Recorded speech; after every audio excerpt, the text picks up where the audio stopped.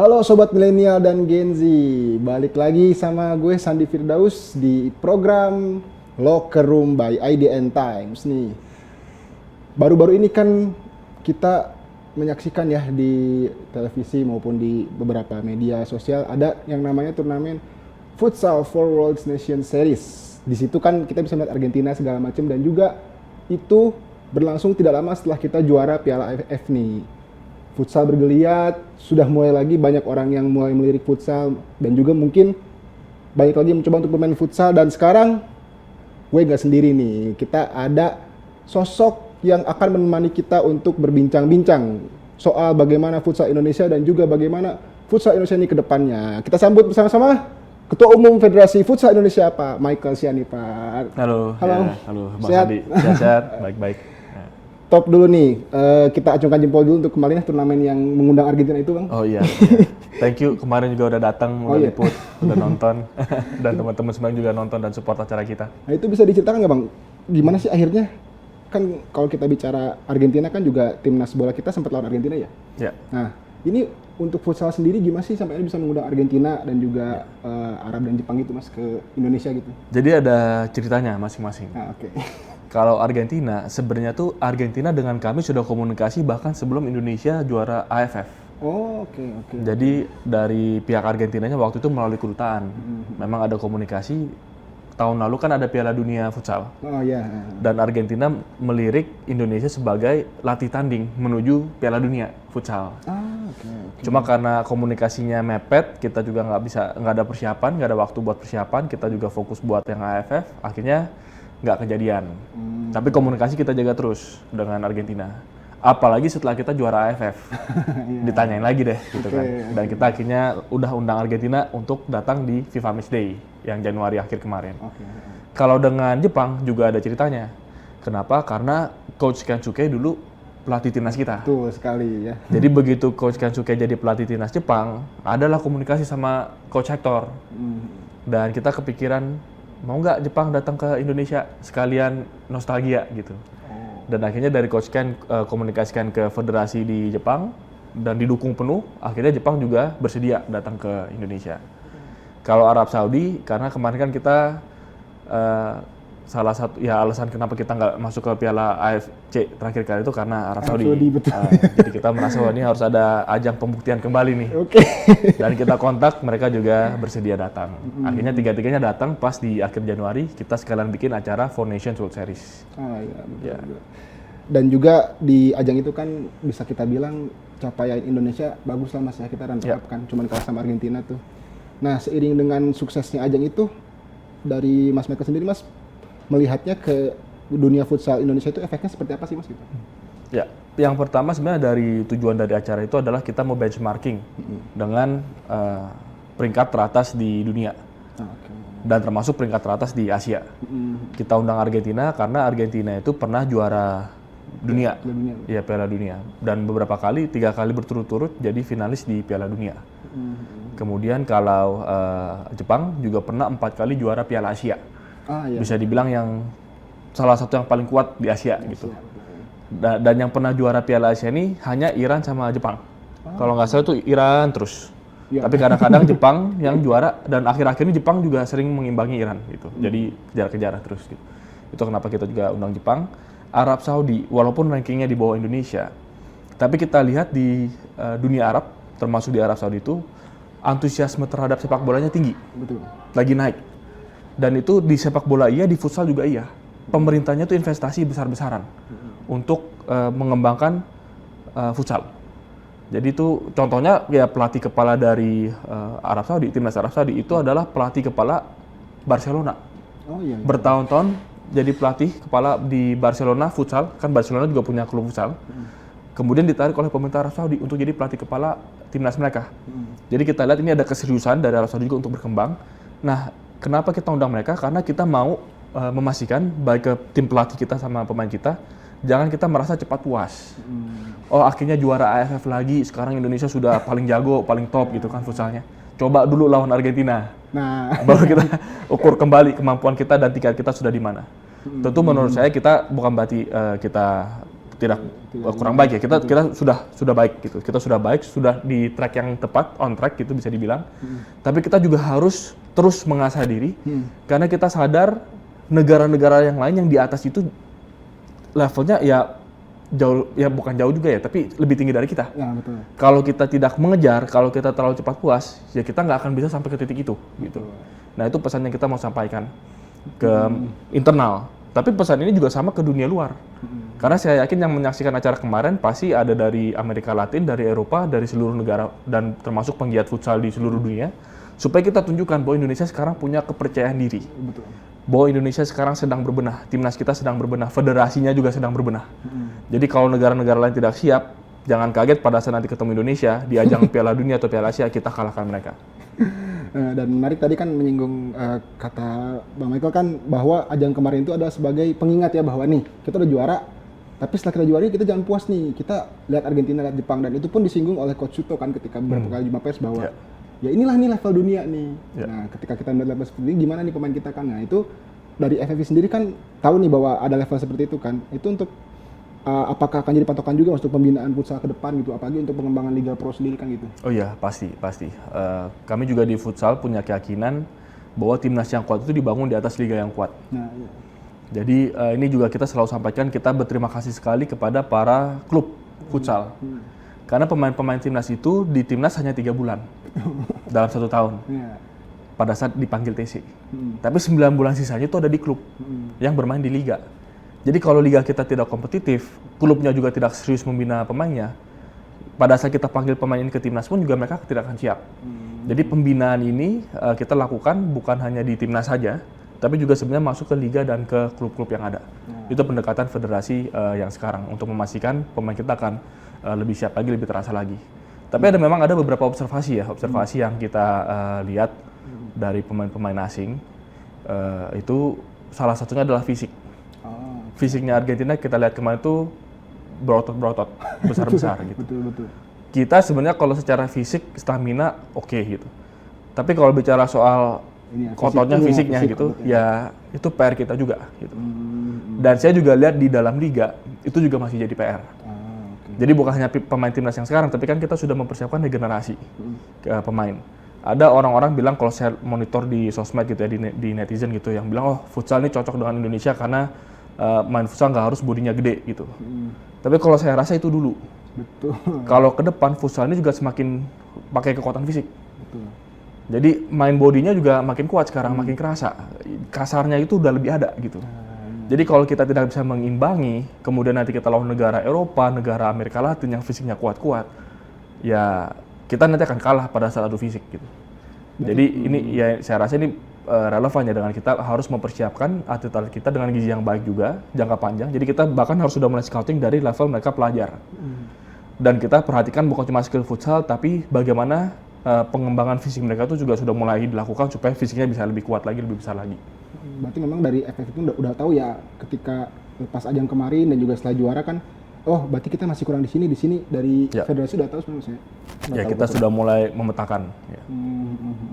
Dan selain bicara soal itu kan dari liganya sendiri nih Mas, untuk Liga Pro sendiri kan seperti yang Bang Michael bilang kan bahwa liga ini menjadi salah satu faktor penting juga ya untuk kesuksesan sebuah timnas futsal nih. Nah, apakah akan ada inovasi-inovasi atau terobosan baru untuk liga ini Mas, untuk mendukung si timnas ini ke depannya gitu? Iya. Jadi liga ini sudah berjalan kan cukup lama ya, sudah 20 tahun, hampir 20 tahun. Lama juga. Ya, cukup lama sebenarnya liga kita sudah berjalan. Tapi kita memang terus mencari format yang terbaik. Dan kami juga di federasi ada rencana yang harapannya akan segera kami umumkan, kita mau membentuk tim khusus. Tim khusus untuk transformasi liga. Mungkin jumlahnya nggak banyak, tapi tim ini yang nanti kita akan amanahkan, tugaskan untuk memberikan blueprint liga profesional futsal yang ideal tuh seperti apa bagi Indonesia. Contoh misalkan, kalau sekarang ini kan ada 12 klub. Itu pun jujur aja 12 klub sekarang pun ada klub-klub yang struggling secara keuangan. Beda-beda kan kemampuan klubnya, ada yang mapan sekali, ada yang struggling. Tapi kalau saya lihat di liganya tuh kompetitif semuanya. Kayak misalnya kalau ditanya sekarang, klub mana yang akan juara di musim ini? Saya secara, ini jujur ya, secara jujur belak-belakannya, saya pun nggak tahu. Karena kejar-kejarnya itu keras gitu. Iya, iya. Menurut saya ada 6 klub yang ini kalau bahkan sisi poinnya per hari ini tuh tipis-tipis. Gitu. Tapi ya dari kacamata federasi kan kita tidak memihak siapapun salah satu klub. Tapi yang kita senang adalah semuanya kompetitif. Itu betul, betul. Nah itu kondisi sekarang 12 klub. Tapi ya salah satu pemikirannya apakah 12 klub ini cukup untuk Liga Pro yang kompetitif? Atau kalau kita mau bikin lebih kompetitif lagi liganya, jumlah klubnya perlu diperbanyak. Apakah ke-14, apakah ke-16? Tapi pertanyaannya adalah klub yang dari mana? Kita ada Liga Nusantara di bawahnya. Bisa jadi dari Liga Nusantara kita tarik lebih banyak, atau skema seperti apa sedang kita pikirkan, dan nanti tim ini akan menyusun skemanya. Nah, jadi ya transformasi liga itu PR kita berikutnya. Kalau di timnas kita sudah cukup berhasil, tentu PR masih banyak, tapi saya rasa sudah on the right track sekali lagi. Sekarang PR kita berikutnya di level liga. Liganya harus kita tata untuk jangka panjang. Karena kalau kita hanya fokus ke timnas, sekarang berhasil. Tapi tahun depan, 2 tahun lagi, 3 tahun lagi, regenerasi bagaimana? Betul. Kalau di liganya tidak mempersiapkan untuk regenerasi itu akan bisa terjadi. Jadi memang harus deskalasi Mas untuk regenerasi. Jangan sampai kita ini malah pada akhirnya niat hati ingin mengejar negara mana, tapi kita mau terkejar oleh negara lain yang berkembang gitu kan Mas ya, seperti itu kan. Nah, bicara timnas nih Mas, timnas kan juga kita butuh sosok-sosok pelatih kan ya. Sekarang kita ada Suto, ada Estrella nih. Jadi Estrella di timnas putri, Luis Estrella di timnas putri dan Hector Suto di timnas putra. Kok bisa memilih dua itu Mas? Apa alasannya Mas? Ya. Kalau dua-duanya kejadiannya berbeda ya. Kalau Coach Hector itu mulainya September 1 atau sebenarnya 1 minggu sebelum itu, Agustus lah, akhir Agustus. Kondisinya waktu itu pelatih sebelumnya Marco Sorato mengundurkan diri karena urusan pribadi di Brazil. Di Brazil, dari Brazil, dan saat itu sudah kembali ke Brazil. Saya coba kontak waktu itu, kemudian gak lama setelah saya kontak, kan saya juga baru di federasi ya. Saya langsung cek kan kondisi timnas bagaimana, kemudian gak lama setelah itu Marco Sorato menyatakan mengundurkan diri karena ada urusan pribadi, dan kita hargai hormati itu gitu. Tapi pada saat beliau mundur, kita di federasi jadi ada PR besar menuju AFF. Oh iya, waktu itu ya. Waktu itu kan masih kita kompetisi besar berikutnya AFF. Ada kekosongan pelatih. Nah, saya kemudian berinisiatif dengan tim yang ada di Federasi Futsal, kita bikin FGD. Karena saya juga, ya di beberapa tempat saya juga sampaikan, saya ini bukan orang yang punya latar belakang kuat di dunia olahraga, jujur aja gitu. Saya bukan orang olahraga, tapi saya orang organisasi. Jadi, saya juga gabung ke Federasi Futsal. Waktu itu Pak Hati masih ketua umum, saya ditarik jadi ketua harian, kemudian jadi sekjen. Karena memang tugas yang diberikan dari Pak HT pada saat itu adalah untuk mentransformasi federasi. Nggak lama kemudian beliau mengundurkan diri. Kemudian saya maju di Kongres luar biasa dan terpilih. Tapi memang saya datang untuk membenahi organisasi. Nah, waktu mau mencari pelatih timnas yang baru, saya juga kan ya mungkin ilmu pengetahuan soal futsal dan siapa-siapa gitu, nama-nama tokoh-tokoh pelatih-pelatih masih kurang, jujur aja gitu. Jadi saya juga langkah yang saya lakukan, ya udah kita bikin FGD, konsultasi dengan banyak pihak, dan bikin FGD kita undang ada mantan pelatih timnas dan juga asisten pelatih timnas. Kita undang juga pemain timnas dan mantan atlet timnas. Kita bikin FGD gitu. Tentu di luar dari FGD saya juga tanya beberapa stakeholders. Dan dari FGD itu kita coba rumuskan permasalahan timnas kita apa sih? Kenapa selama ini kok belum berhasil juara AFF gitu selama sekian tahun gitu. Dan pelatih timnas seperti apa yang dibutuhkan untuk bisa membawa timnas kita berprestasi optimal. Dan dari hasil FGD, dan di luar FGD saya juga konsultasi ke beberapa orang, mengerucut namanya ke beberapa nama. Salah satunya Coach Hector. Sampai ke top 2. Ada top 2, ya saya nggak apa-apa buka di sini, udah kejadian Pulpis sama Hector. Pulpis salah satu yang kita lirik. Dan kita udah sempat wawancara di Zoom. Nah, setelah pertimbangan-pertimbangan, kita lihat kesediaan dari waktu keduanya.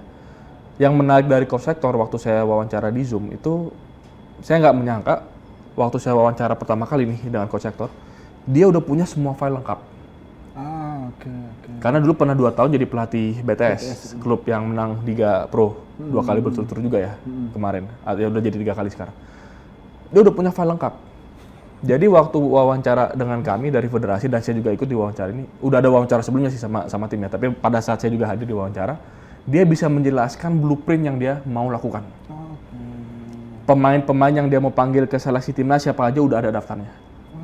di posisi ini bagaimana dan seterusnya udah ada. Bahkan setiap pemain ada foldernya dibuka, ada klip-klip permainannya. Selengkap itu Mas? Selengkap itu. Waduh. Jadi sangat sistematis, sangat teknis gitu. Oke. Itu yang saya suka dari Coach Hector.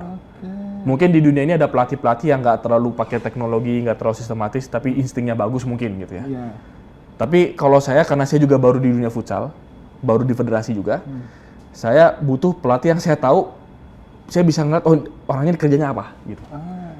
Dan dia dari blueprint dan dari semua itu, kan saya jadi ada gambaran, oh ini orang punya rencana gitu. Dia punya rencana, dia tahu apa yang dia mau lakukan.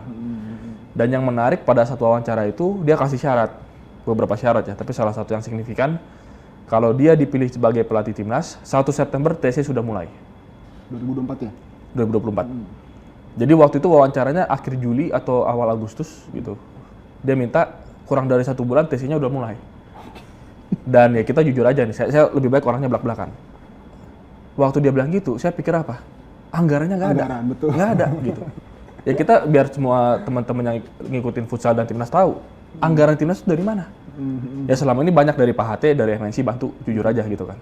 Tahun lalu kita juga berhasil dapat bantuan dari Kemenpora untuk pertama kalinya. Oh iya. Untuk ini juga kami sangat terima kasih kepada Mas Menpora, bantuan terhadap futsal. Tapi pada saat kami wawancara Coach Hector, tidak ada kepastian sama sekali anggaran dari mana. Bahkan untuk TC itu ya? Untuk TC aja nggak ada gitu. Tahun-tahun sebelumnya saya cek TC-nya tuh cuma 2 minggu, 3 minggu. Oke. Jadi kalau kita pernah masuk final beberapa kali di AFF, menurut saya memang luar biasa timnas kita. Dengan TC 2 minggu, 3 minggu aja bisa masuk final. Ya, oke. Tapi Coach Hector minta TC-nya 2 bulan. Saya coba cek-cek anggaran tuh kalau kita mau bikin TC cuma ada buat 3 minggu. Ini TC-nya 2 bulan, syarat berikutnya apa? 2 minggu di Thailand. Itu udah ada rencana dari Coach Hector. Oke. Rencana untuk di Thailand, nanti uji coba lawan dengan klub-klub futsal kuat di Thailand. Oke. Logikanya apa? Supaya timnas kita itu di pertandingan persahabatan dengan klub-klub Thailand yang kuat-kuat nih, klub Liga Pro-nya mereka juga bisa menang, dan dari bisa menang itu rasa percaya dirinya muncul. Oke. Bahwa kita bisa mengalahkan Thailand di negara Thailand sendiri, karena Thailand tuan rumah. Betul. Itu kan satu mental ya. Kita bukan cuma latih fisik, latih strategi, gini, mentalnya gimana kita persiapkan. Nah, syarat itu, ya kita waktu wawancara kan kita iya aja gitu kan. Tapi kan kita dalam hati mikir, waduh ini kalau TC di Thailand, ongkosnya jauh lebih mahal lagi nih. Gitu. Tapi waktu itu saya bahas dengan teman-teman di federasi, ya kita nekat. Jujur aja duitnya belum ada. Akhirnya kita nombok sana sini. TC di Malang, hotelnya bayarnya nanti dulu akhir tahun. Negosiasi gitu. Ditagih, kita bilang mohon maaf nih belum ada dananya. Boleh nggak bulan depan?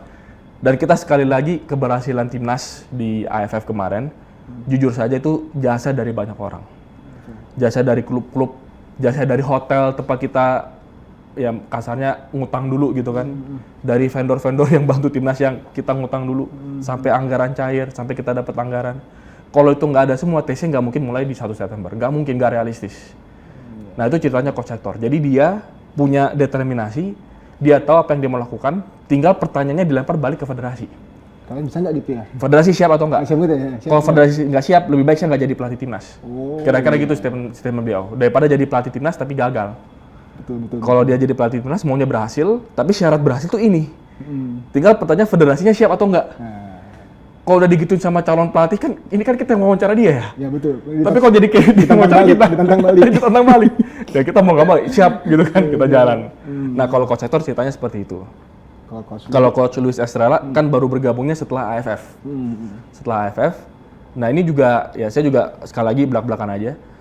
Karena selama ini realitanya kan di dunia olahraga, termasuk di futsal, biasanya itu fokusnya hanya lebih banyak ke putra. Jadi kalau pelatih timnas putra itu, kalau asing udah berkali-kali. Putri belum pernah pelatih asing. Belum pernah. Gitu. Bukan berarti pelatih asing selalu lebih baik, nggak juga gitu. Tapi ya kita bicara investasi ya, investasi. Dan ongkosnya kan juga pasti besar. Dan tim kepelatihan putri juga baik-baik. Yang pelatih-pelatih juga orang-orang yang sudah berprestasi di dunia futsal Indonesia. Tapi waktu kita melihat hasil di NSDF, hasil di AFF, nggak buruk-buruk amat, kita juara 3 di AFF, peringkat 3, nggak buruk-buruk amat, bagus juga gitu.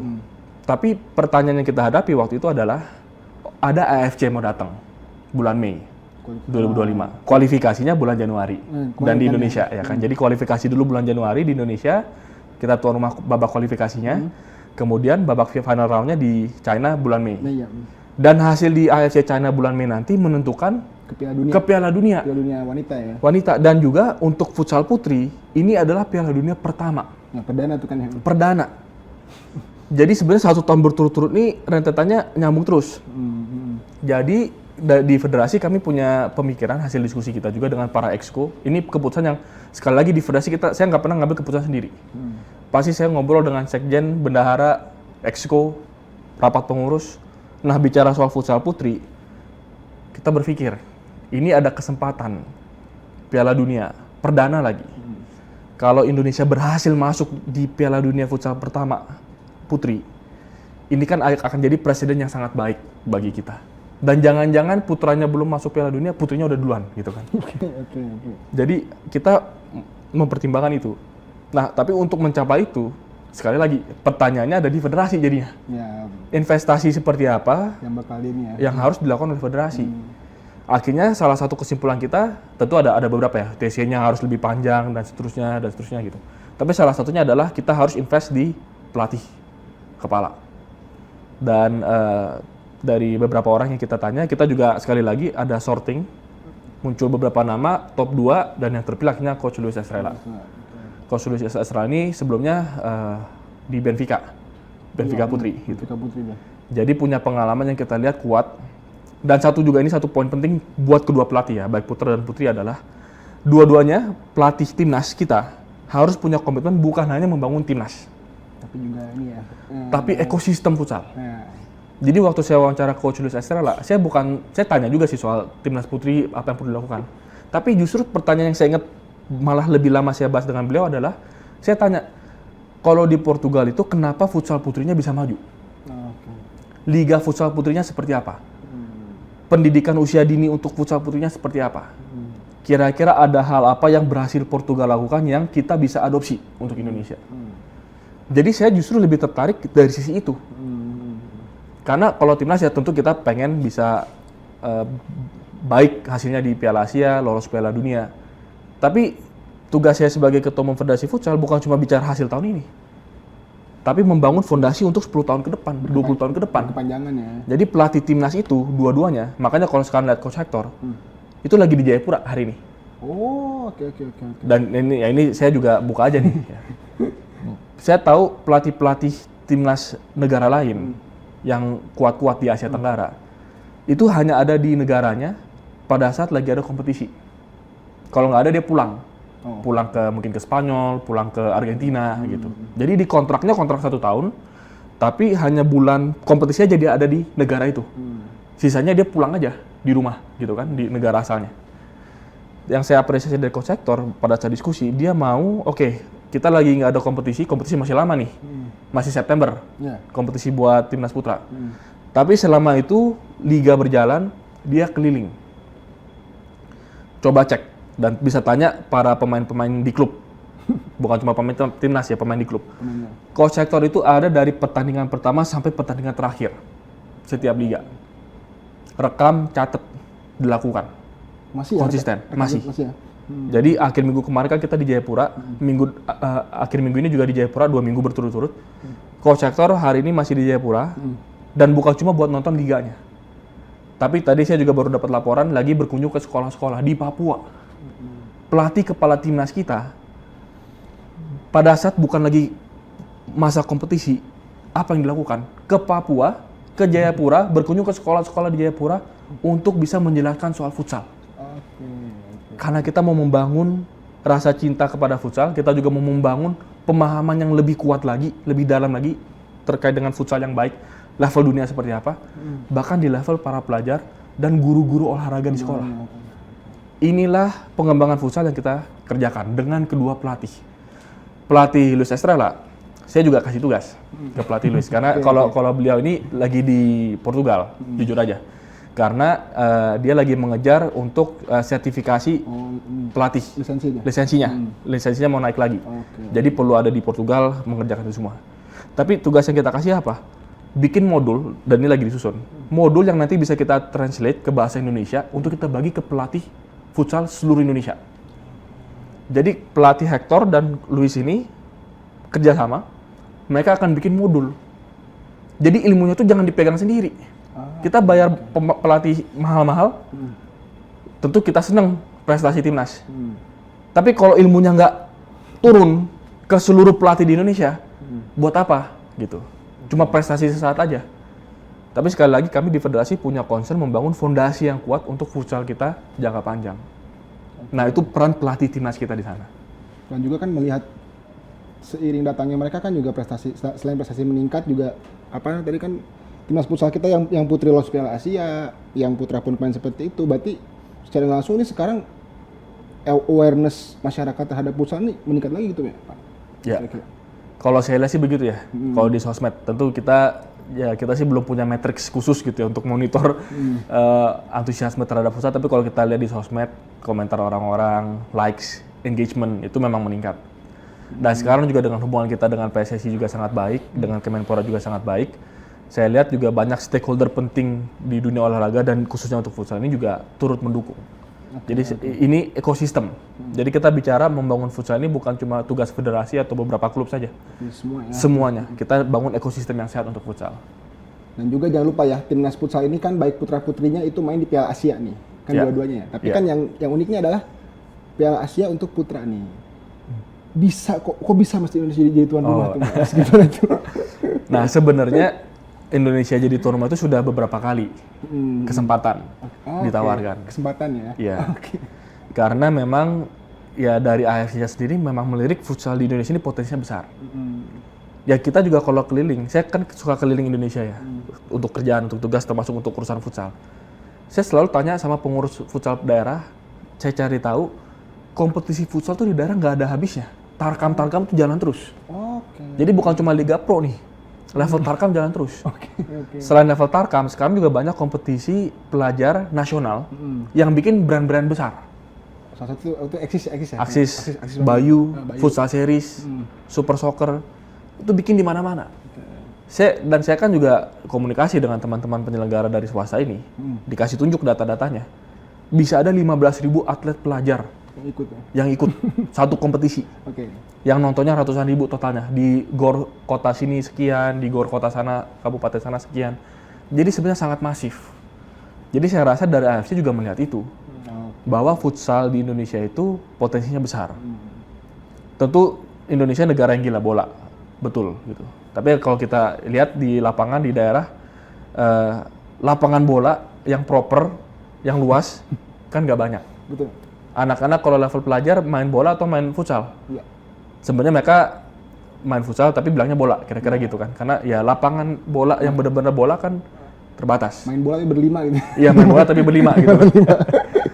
Jadi dan futsal sama sepak bola ini kan sebenarnya satu keluarga, jadi sangat erat juga hubungannya. Nah, potensinya sangat besar untuk futsal berkembang terus. Jadi dari AFC melihat itu dan sudah berkali-kali kesempatan itu ada untuk Indonesia. Nah, sekali lagi tinggal pertanyaan balik ke kita. Iya betul. Nah, selalu begini memang. Pertanyaannya dari kitanya sendiri, dari federasi futsalnya sendiri siap atau enggak. Tahun lalu saya juga baru masuk di federasi. Memang salah satu langkah pertama mengajukan untuk jadi tuan rumah AFC. Saya lapor ke Menpora setuju, saya lapor ke Pak Erick Thohir juga setuju. Akhirnya kita kirim suratnya. Dan yang mengirim surat kan tetap harus lewat PSSI, biddingnya lewat PSSI. Nah, kita udah dapat persetujuan dari stakeholder besar, kita jalan. Tapi ya, dan ini kan nanti Januari 2026. Jadi tinggal 1 tahun lagi. Iya, betul. Acara Foundation World Series kemarin Januari 2025, itu juga bagian dari kita persiapan. Pemanasan dulu nih. Jadi host acara besar futsal bagaimana gitu. Tapi kami juga jujur aja sekarang lagi menghitung cost. Cost penyelenggaraan AFC itu besar. Antara 20 sampai 30 miliar. Bicara soal sewa venue, bicara soal akomodasi untuk 16 negara. Untuk nanti ada match commissioner atau dari AFC nanti akan datang dan seterusnya. Angkanya nggak kecil, besar. Nah, pertanyaan kan kita juga sekarang lagi lihat nilai komersialnya. Dan ini saya rasa bukan cuma futsal, seluruh olahraga di Indonesia sama. Faktanya industri olahraga itu belum semaju itu. Jadi banyak event olahraga itu kalau nggak dibantu pemerintah Susah ya. atau dibantu BUMN, ya, jujur aja nih, coba aja cek semua event olahraga kita. Kalau nggak dibantu BUMN Betul, susah. atau pemerintah, saya nggak yakin pada bisa jalan, termasuk futsal. Karena kondisi ya ini PR kita masih negara yang berkembang, kelas menengahnya tentu ya harapan kita semakin besar. Dan kalau kelas menengahnya cukup banyak, willingness to pay untuk olahraga juga akan meningkat. Beli tiket, nonton, merchandise, dan seterusnya. Tapi kalau kita lihat sekarang kan klub-klub olahraga rugi semua. Ownernya yang tanggung kira-kira. Mau bola, mau futsal sama. Iya. Pada rugi semua gitu kan. Ownernya yang tanggung. Jadi kalau kita mau industri olahraga maju, memang harus bisa membawa event-event besar, dan event ini harus dikemas dengan menarik. Tapi cost-nya besar. Nah, kami juga dari sekarang sudah mulai merencanakan. Ini cost yang besar, ini acara serius, ini batu loncatan yang signifikan untuk futsal Indonesia. Tapi kami tidak akan bisa wujudkan ini tanpa bantuan dari pemerintah dan BUMN. Swasta udah pasti lah, kita juga sekarang udah komunikasi dengan swasta-swasta juga. Tapi ya jujur aja, semua event olahraga di Indonesia, kalau tidak ada peran pemerintah dan BUMN, berat gitu. Jadi kita sedang persiapan ke arah sana. Buat venue-nya sendiri tuh Mas, kan sering digaungkan kan Indonesia Arena nih, tapi selain Indonesia Arena tuh, apakah Indonesia ini punya venue-venue futsal yang memadai gitu nggak Mas? Ya. Kalau setahu saya tentu kan nanti yang bisa menyatakan memadai atau enggak dari tim AFC ya. Kita kan klaim di sini. Tapi setahu saya yang secara venue-nya itu memenuhi standar itu Indonesia Arena. Istora itu bisa, cuma nanti perlu ada renovasi kecil. Kalau nggak salah ada baris depan kursinya itu harus diperluas untuk lapangannya. Jadi Istora Senayan juga jadi opsi. Popki ini kan juga baru, Popki Cibubur baru renovasi. Kemarin juga saya lihat di sosmed, Mas Menpora juga sudah datang ke sana, sudah ke sana. Saya pribadi belum, tapi saya pengen juga lihat, mungkin bisa jadi opsi juga gitu. Velodrome yang pasti juga kemarin berhasil jadi acara Foundation World Series. Tapi kalau ya ini kan sekali lagi ya kita bicara yang ideal, yang kita mau. Dari semua opsi yang ada, rasa-rasanya sih paling cocok di Senayan. Akses transportasi, pusat kota, dan Senayan adalah Senayan gitu. Antara Indonesia Arena atau enggak Istora. Ya kita sih maunya Indonesia Arena. Semua juga pasti kan kalau ditanya maunya bikin Indonesia Arena gitu. Cuma ya pertanyaannya ya soal biaya. Sewa Indonesia Arena itu kalau nggak salah 750 juta satu hari. 750 juta sampai 1 M lah kalau nggak salah ya, satu hari. Kalau kita bikin event itu berapa minggu? Karena event AFC ini kan bukan cuma sehari 2 hari, bukan cuma 4 hari atau 5 hari kayak kemarin Foundation World Series. Ini 16 negara gitu. Dan mungkin butuh dua venue. Nah itu untuk penentuan grup gitu kan. Nah, jadi kalau 2 venue bisa jadi Indonesia Arena sama Istora. Berarti cost-nya nambah lagi. Jadi kalau misalkan kita bikin event Piala Asia dengan cost seperti itu, ya siapa yang sanggup gitu. Kalau bukan ada peran dari pemerintah, kalau bukan ada peran dari stakeholder olahraga Indonesia. Ini yang kita punya PR dari federasi, dan harapan saya juga banyak teman-teman yang menyaksikan juga support yang kita melakukan. Karena membuat acara besar, memajukan futsal Indonesia, memajukan timnas kita, federasi sendiri nggak sanggup. Angkat tangan kita gitu. Tapi kami kenapa masih ada di sini, kenapa kami semangat, dan kami selalu memikirkan gebrakan-gebrakan baru, karena diundang podcast sama Bang Sandi. Karena diundang podcast sama teman-teman lain, ditanya hal-hal seperti ini. Dan yang saya rasakan, harapannya banyak. Ada harapan-harapan yang dititipkan, kebetulan kami di federasi. Ya ini amanah yang kami pegang aja nih, gitu sekarang nih, kebetulan ini. Kalau bukan saya jadi federasi, ya siapapun lah federasi, pikirin kira-kira gitu kan. Jadi kami di federasi sadar betul ada ekspektasi, ada harapan banyak orang, supporter futsal Indonesia, supporter olahraga timnas Indonesia secara keseluruhan, menitipkan harapan ke kami di federasi. Kami ini administrator organisasi kan. Mencoba mengadministrasikan supaya hasilnya baik bagi semua yang mau futsal Indonesia maju. Tapi apa yang kami administrasikan, kami tidak punya kemampuan eksekusi. Kalau bukan didukung oleh teman-teman semua. Kalau misalkan, saya ambil contoh nih, ada negara di Asia Tenggara, mungkin saya nggak sebut negara mana, mereka itu liga futsalnya nggak sekuat liga kita. Akhirnya apa? Timnas futsal mereka tuh hanya bisa maju kalau dari federasinya yang jor-joran. Dan saya tahu ketua federasinya ini gila juga gitu. Lumayan. Bakar duitnya lumayan Lumayan, untuk lumayan. dukung timnasnya gitu. Kalau kami, ini satu hal yang saya sangat berterima kasih sama semua klub-klub futsal.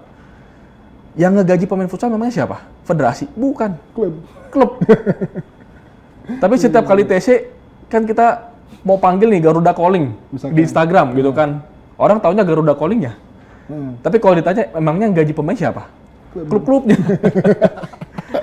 Dan saya terima kasih sama owner klub dikasih izin. Oke. Pemain-pemain timnasnya, pemainnya ditarik ke timnas. Tentu di timnas ada juga uang saku harian. Tapi ya jujur aja dibandingkan dengan honor di klub jauh lebih tinggi gitu. Jadi kita berhasil di timnas ini karena klub-klub, karena Kemenpora, karena PSSI. Federasi hanya mengadministrasikan. Nah, jadi bicara soal kesuksesan AFC 2026 di Indonesia, kami di federasi hanya mengadministrasikan. Yang bisa membawa kesuksesan ini adalah pemerintah Indonesia, Kemenpora, PSSI, owner klub yang juga pasti harus rela pemainnya banyak dipanggil untuk persiapan. Nah, ini bocoran juga nih, beberapa klub juga saya udah sampaikan. Jadwal liga kita ini akan terdampak. Jadwal liga kita ini akan terdampak karena acara Januari AFC, kemudian bulan Ramadannya Februari tahun depan. Oh iya betul. Kemudian Desembernya itu ada SEA Games. Iya. Desember 2025 ini ya. Iya, Desember tahun ini. Jadi 3 bulan berturut-turut, belum termasuk kalau ada SEA Games, berarti kan 1 bulan sebelumnya persiapannya harus serius. Ini langsung berentetan ini. Saya udah wanti-wanti kepada tim, kepada klub-klub, saya juga udah mulai komunikasi informal ya, karena jadwal resminya kan belum keluar. Tapi saya udah wanti-wanti apa? Liga kita pasti akan harus menyesuaikan. Berarti nanti ada jeda yang cukup signifikan nih, dengan ada banyak hal seperti ini. Nah, sekali lagi, siapa yang nanti akan menanggung beban dari liganya ini? Federasi. Bukan federasi, Klub. Oh iya, salah. Klub-klubnya. Kan berarti klub-klubnya harus ini dong, harus rela. Wah, ini dengan jadwal seperti ini gimana nih? Kalau misalkan klub meminta untuk liganya tetap jadwalnya harus maunya ini nih. Berarti nanti bertabrakan dengan jadwal timnas. Betul. Kalau misalkan klub mau seperti itu, berarti kan nggak ketemu kita nih. Timnasnya nanti nggak maksimal. Tapi kalau kita timnasnya mau maksimal, berarti kan harus kesepakatan para klub juga. Jadi sekali lagi, timnas kita bisa sukses, AFC 2026 nanti bisa sukses, tergantung semua stakeholders. Klub, pemerintah, PSSI, supporter, swasta, dan semuanya. Dan media juga, yang terus menyuarakan futsal Indonesia. Jadi saya terima kasih banget ini, diundang. Tadi kan Bang Michael kan udah bicara soal harapan nih. Ya. Harapan. Yakin nggak kita bakal ke Piala Dunia putra-putri futsal? Putra dulu ya. Kalau putra menurut saya kita berhasil ngalahin Jepang, kita berhasil ngalahin Thailand itu kita yakin bisa masuk ke Piala Dunia. Karena sudah ada indikator-indikator ke arah sana. Tapi sekali lagi yang saya sampaikan di awal, kalau kita lengah, cepat puas, udah kok kita udah menang lawan Thailand, itu kan kemarin. Kemarin saya yakin Thailand kalah sama kita di semifinal lagi. Mereka tuan rumah lagi. Ya jujur aja pasti kan ada rasa nggak terima, malunya juga gitu kan, nggak terimanya juga. Masa kita kalah nih, kita selama ini juara kok kalah kita sama Indonesia. Saya yakin di Thailand juga pasti lagi berbenah. Karena mereka nggak mau tahun depan kalah lagi sama Indonesia. Jepang, selama ini kita selalu kalah lawan Jepang. Walaupun kali ini kita undang ke Indonesia ya, pertandingan persahabatan. Kalah mereka 1-0. Memangnya mereka balik ke Jepang, Coach Ken, walaupun dia lama di Indonesia. Tapi dia pelatih timnas Jepang. Kembali ke Jepang, apa nggak ditanya sama orang-orang, kemarin kamu jauh-jauh ke Indonesia, tiket dibayarin federasi, kok kalah lawan Indonesia? Ya. Pasti ada pressure juga kan? Betul. Pasti akan berbenah juga. Jadi kalau kita puas dengan prestasi kita sekarang, kemudian merasa kita sudah siap pasti lolos Piala Dunia 2028, malah bisa-bisa nanti kita jadi nggak siap. Jadi kalau ditanya optimis, sebagai ketua umum federasi, saya bisa bilang kita di jalan yang benar, on track menuju ke Piala Dunia. Tapi pesannya untuk semua kita nih, termasuk untuk pemain-pemain, jangan merasa sudah hebat, jangan merasa kita udah lolos. Agak konyol tuh. Kalau kita merasa, oh kita ini udah Piala Dunia. Piala Dunia masih nanti. Oke. Jangan kita berasa udah Piala Dunia, padahal belum. Akhirnya malah jadi lengah. Jadi untuk putra seperti itu, untuk putri tahun ini. Nah. Di depan mata. Kita ini di grup kita ini ada Jepang, Thailand, sama satu lagi itu Bahrain ya. grup yang di ini ya di China nanti PASI. grupnya dulu, baru abis itu knockout stage-nya.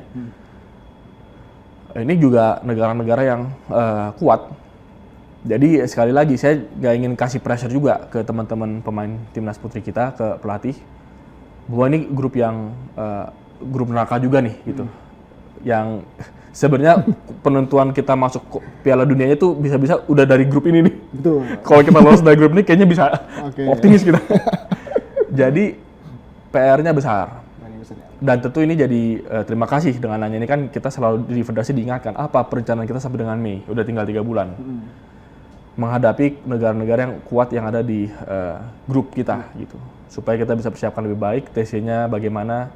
Ya sekarang kita juga kan sekali lagi pertanyaan yang sama dengan timnas putra tahun lalu. Anggarannya dari mana? Oke. Kayak sekarang nih, putri kita mau bikin TC. Anggarannya dari mana? Ya kalau kita nggak bikin TC, kalau kita nggak ada uji coba persahabatan, gimana kita siap lawan Jepang, lawan Thailand, lawan Bahrain di level grup nih bahkan di China nanti. Ya itu PR kita, lagi kita pikirin nih. Oke, siap. Tapi kalau ini bisa terjawab, ya tapi kan ini kan kami nggak ingin membebani pemain dan pelatih dengan hal ini. Ini beban di federasi Iya. untuk memikirkan. Kami pasti perlu konsultasi dengan Kemenpora, dengan PSSI supaya ada solusi soal TC kita. Saya tahu sekarang lagi efisiensi anggaran di mana-mana dan kita dukung program pemerintah langkah untuk efisiensi anggaran besar-besaran. Tapi saya sebagai futsal, Federasi Futsal Indonesia berharap bahwa olahraga prestasi tetap dapat perhatian karena apalagi futsal putri tahun ini Piala Dunia Nah, betul. ada kesempatan dan kita rankingnya Bagus ya. bagus gitu. Bagus putri. Jadi bukan mimpi siang bolong. Perjuangan keras iya, tapi bukannya mustahil. Kalau dapat dukungan yang cukup, ini bisa kejadian. Nah ini setelah dari sini mungkin saya perlu laporan ke bos-bos pimpinan-pimpinan ini supaya dukungan untuk futsalnya kita bisa pastikan supaya bisa masuk ke Piala Dunia. Ya, demikian tadi obrolan saya dengan Bang Michael ya bagaimana usaha keras dan juga upaya dari FFI dan juga semua pihak ya untuk meningkatkan ekosistem futsal Indonesia dan semoga kita sebagai masyarakat pun berharap futsal Indonesia ini bisa membawa harum nama Indonesia di kancah dunia ya. Dan usai juga program dari Locker Room by IDN Times untuk kali ini dan jangan lupa untuk komen, like, dan subscribe YouTube IDN Times dan juga untuk follow semua sosial media dari IDN Times. Saya Sandi bersama Bang Michael. Dadah. Ya.